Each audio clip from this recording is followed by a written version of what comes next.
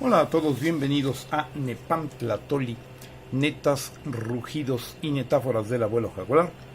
Los saluda Nool Balam, el abuelo jaguar, y les da la bienvenida, recordando que en Nepantlatoli los niños del sexto sol somos testigos y partícipes de un cambio de era. Hoy vamos a ver en la sección Memorias del Presente Futuro, pues un planteamiento que titulé a lo Borges.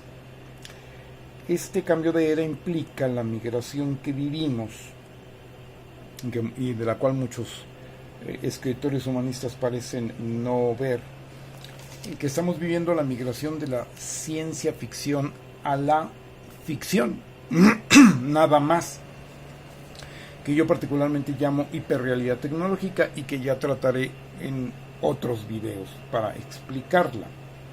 Así como el mundo ya no es lo que era, y esto ha sido un lugar común de la modernidad,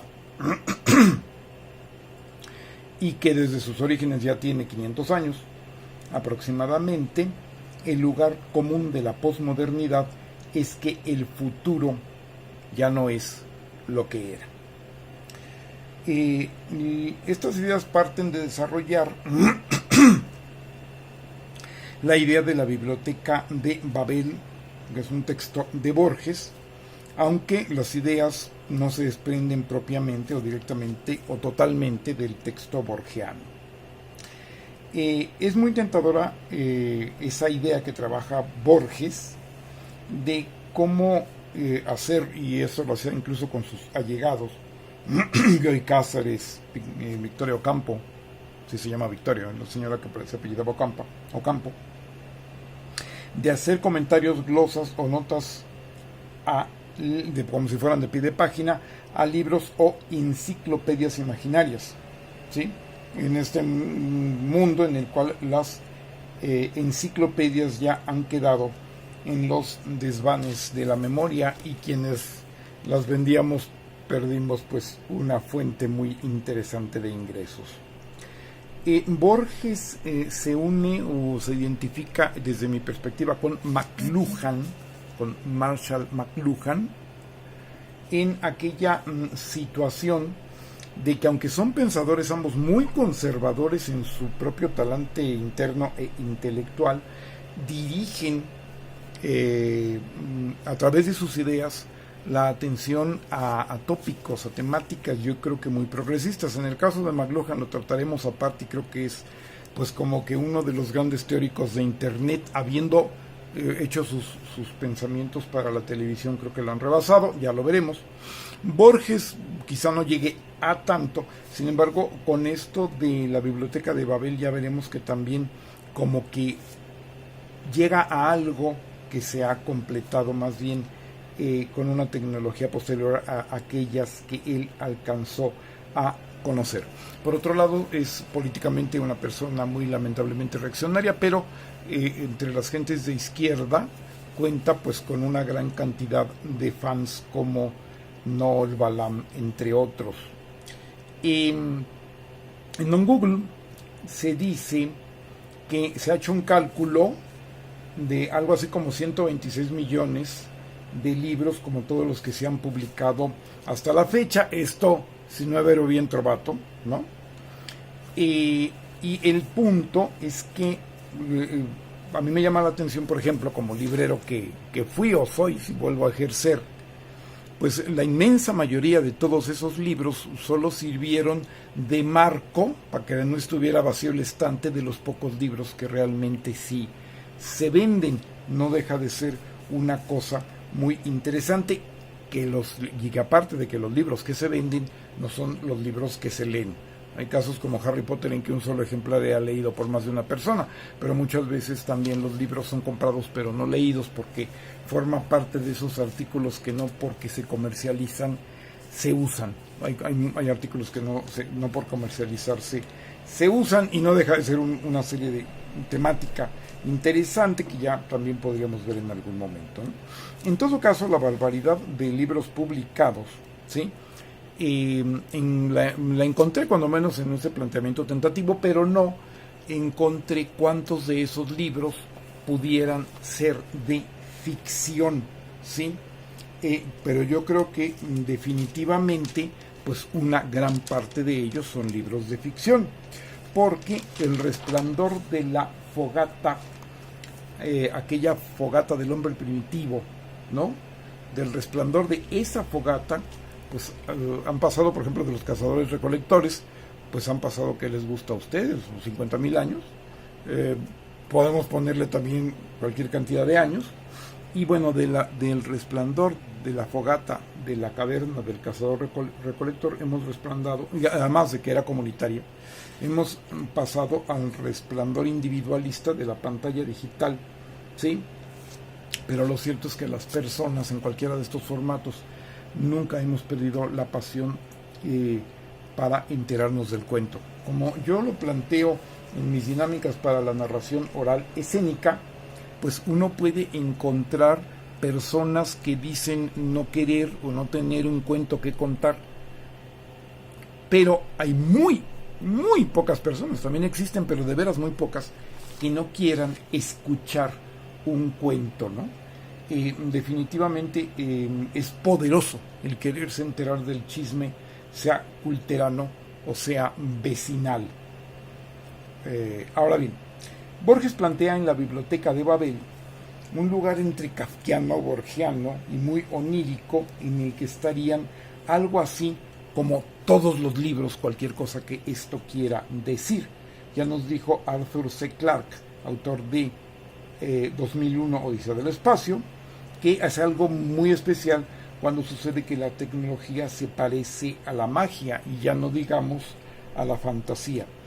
Ya veremos que más de una cosa imaginada entra en el caso que hoy vamos a plantear con la biblioteca de Babel.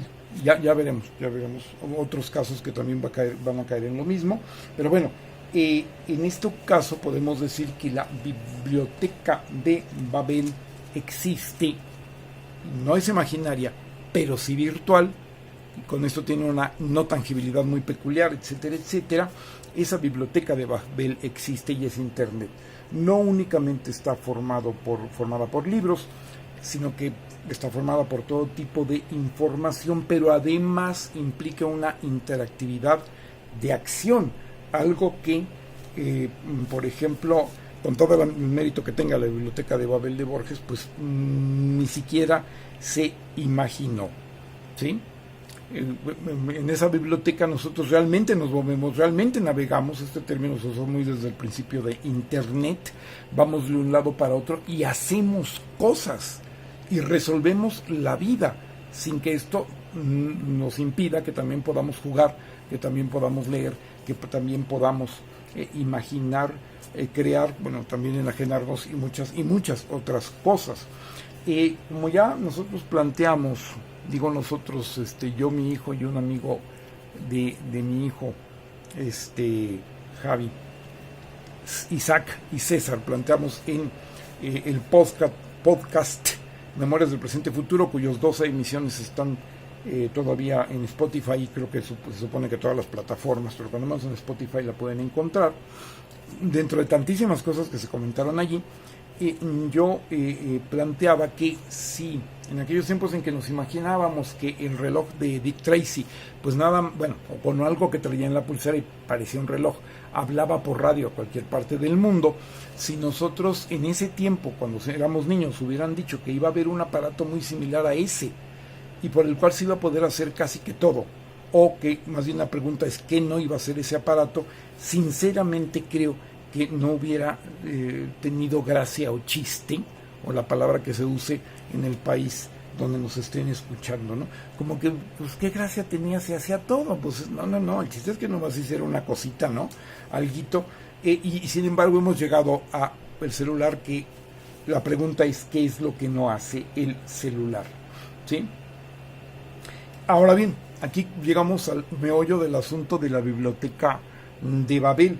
Si nosotros tomamos actualmente, que eso todavía estaría dentro de la ciencia ficción, todas las posibilidades de universos paralelos, y tomamos en cuenta todos los planetas posiblemente habitados en la inmensidad de el espacio, ¿sí? Además, si eso le supusiéramos los viajes en el tiempo, que no solo fueran al pasado, sino también al futuro, resulta que no sería ya necesariamente una fantasía, como esta opción de un científico mexicano que plantea que es posible el viaje al futuro, si es que entendí bien, si lo que tuviéramos enfrente lo pudiéramos reducir lo suficiente, entonces la hipótesis ya es como que viable. Lo que no tenemos es todavía la capacidad mecánica para hacer eso, por ejemplo, ¿no? Bueno, entonces por ahí andan un poco las cosas, ¿no? Si nosotros tomáramos en cuenta todas las posibilidades de universos paralelos y de viajes en el tiempo y de cualquier otro tipo de estas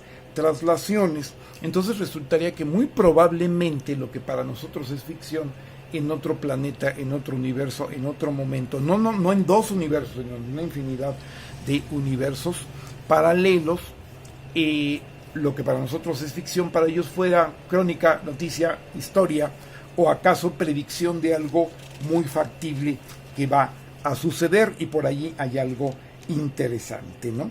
Vaya que allí hay una renarración, ya hemos planteado esto que empleo yo, ¿no?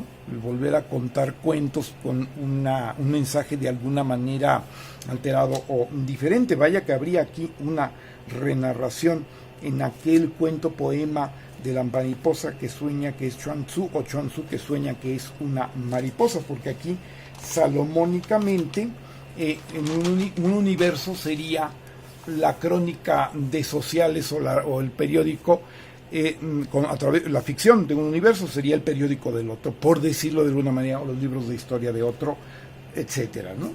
Y no son las únicas posibilidades, ¿sí?